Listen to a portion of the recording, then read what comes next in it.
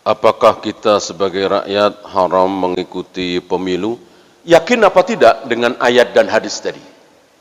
Kalau kita yakin ngapain? Dia kan? Taruhlah halal ya. Taruh misalnya halal ya. Tapi buat apa? Gitu. Kecuali nggak yakin dengan ayat itu. Kalau nggak yakin dengan ayat itu ya orang-orang kafir kan bukannya nggak yakin, nggak percaya kan? Nah, maka begitulah cara orang-orang kafir.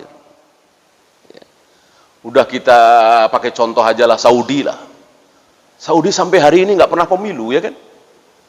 Kita lihat raja-rajanya, zalim, korup, bengis, kejam, nggak becus.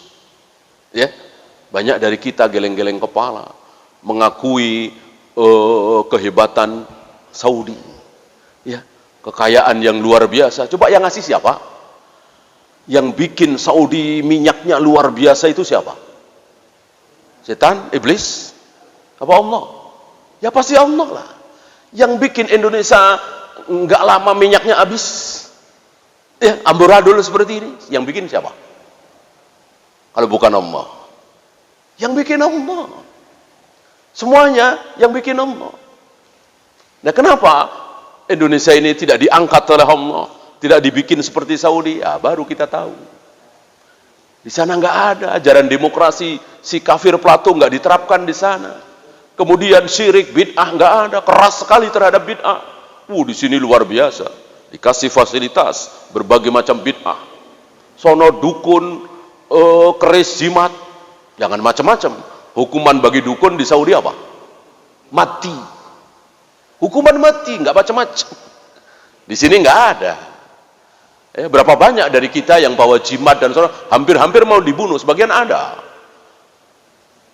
Begitu kerasnya terhadap syirik, dosa terbesar di muka bumi ini. Dosa yang paling disukai oleh iblis, syirik.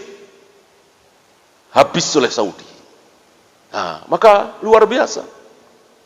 Pasir, tandus, gersang, tapi buah-buahan terbaik seluruh dunia ada di situ.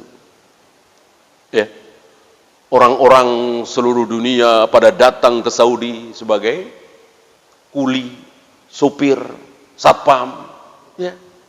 Beda dengan di Indonesia. Orang-orang luar negeri datang ke Indonesia sebagai manajer, ada yang direktur. Ya. Orang-orang luar negeri datang ke Saudi sebagai kuli. Ya inilah. Masa kita nggak yakin dengan ayat-ayat Allah?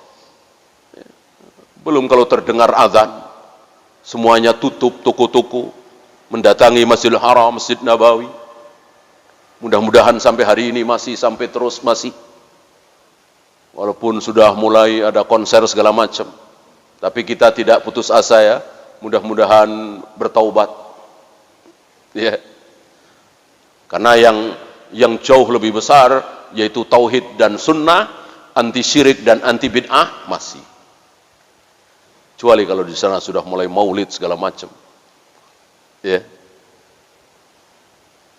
Maka ya sudahlah. Berharaplah dengan ayat dan hadis tadi. Yakinlah. Kalau kita ya bukan 1 juta 2 juta lah ya. Ya mayoritas mungkin 70%, 80% kaum muslimin mengamalkan sunnah, sabar dan yakin seperti tadi, jauh dari zina, khamar, judi.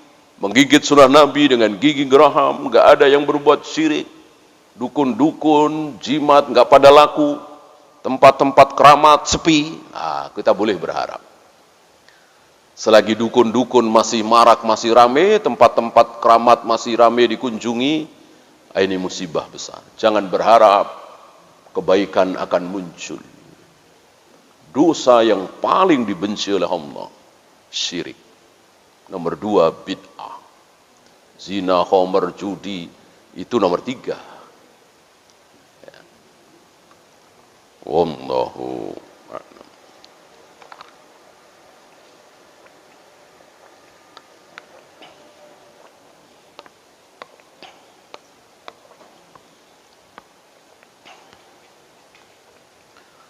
Ada lagi? Silakan.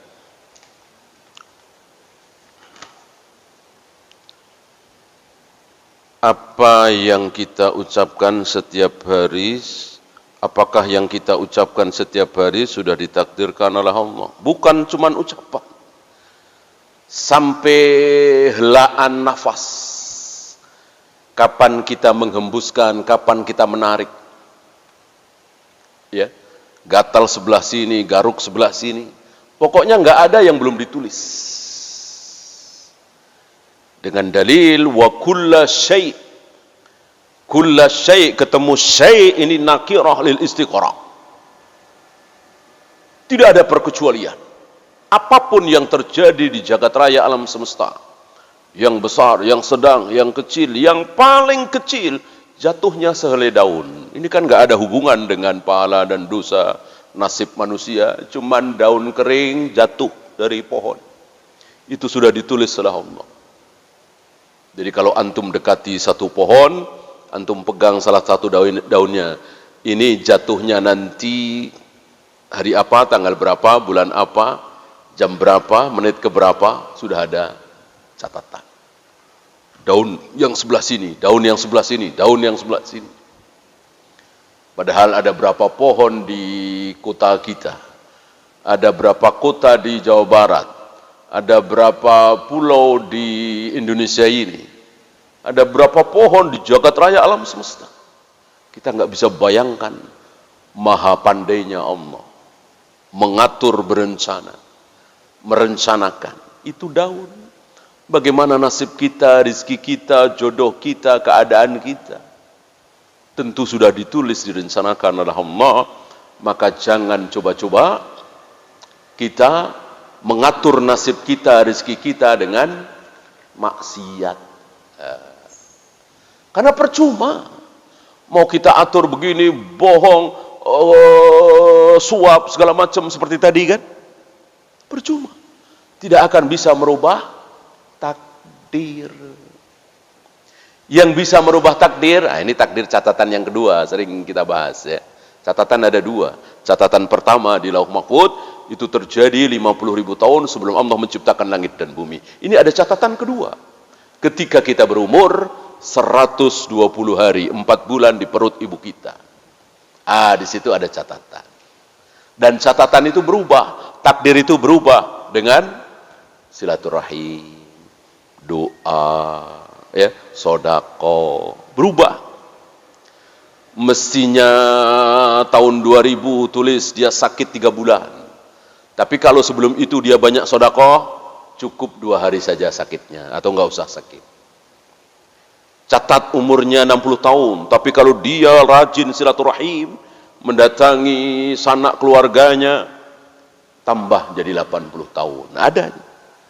Silaturahim merubah takdir, doa merubah takdir, tadi sedekah merubah takdir. Amal-amal soleh secara umum. Enggak mungkin maksiat. Maksiat tidak bisa merubah takdir. Ya.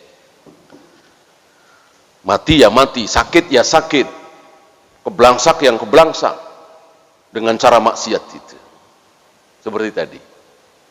Yang bisa merubah takdir, sekali lagi, maksudnya berubah dari buruk ke baik ya. Itu adalah ketaatan, ibadah. Bukan menyuap. Kalau dia enggak menyuap, tender kalah. Kalau dia mau menyuap, menang. Ayo tulis. Enggak mungkin. Berarti Allah tidak maha baik. Allah itu maha baik. Kalau Allah menyuruh malaikat tulis, kalau dia nggak mau nyuap, kalah tender. Kalau dia mau nyuap, menangkan. Berarti Allah nggak maha baik. Allah maha buruk kalau begitu, waliyadzubillah. Ya. Maka jangan sudi menyuap, bohong, pelicin, nggak akan bisa merubah takdir. Ya. Disinilah setan iblis membohongi kita. Selama ini kalau nggak nyuap pasti nggak diterima. Kalau nggak mau ngasih suap pasti kalah tender. Itu. Ucapan iblis masuk di diri kita. Apakah surganya jin, muslim, dan manusia bergabung sehingga bisa saling melihat? Butuh dalil. Ini hal yang gaib. Kalau ada dalil, sami'na wa ata'na. Kalau nggak ada, sudah diam. Ya, saya nggak tahu dalam hal ini. Yang ada, la amla'anna jahannama minal jinnati wan nasi ajma'in. Akan aku penuhi jahanam itu dengan manusia dan jin. Nah, jin masuk ke jahanam sebagaimana manusia berdasarkan ayat itu. Bagaimana surganya? Wallahu a'lam. Pokoknya hal yang gaib kita harus menunggu dalil.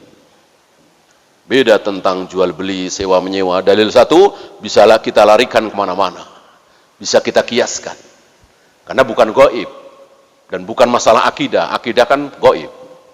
Akidah ibadah mahdhah itu kan gaib. Kenapa harus tayamum? Kenapa harus pakai tanah? Itu kan gaib. Nggak boleh pakai kias. Ya. Kenapa nggak boleh dua harga? Kenapa jaminan tidak boleh dipakai? Ini nggak gaib. Ini boleh pakai kias. Akal kita boleh bicara. Untuk memahami sabda Nabi, jangan mengambil manfaat dari sebuah piutang. Dari satu hadis ini, jangan mengambil manfaat dari sebuah piutang, bisa dilarikan kemana-mana. Adapun hal yang gaib, tidak boleh kita larikan kemana-mana.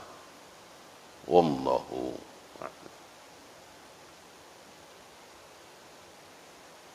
Ada lagi? Habis? Kalau habis kita akhiri, antum kerja lagi ya. Subhanakallahumma bihamdika asyhadu an la ilaha illa anta astaghfiruka wa atubu ilaik. Assalamualaikum warahmatullahi wabarakatuh.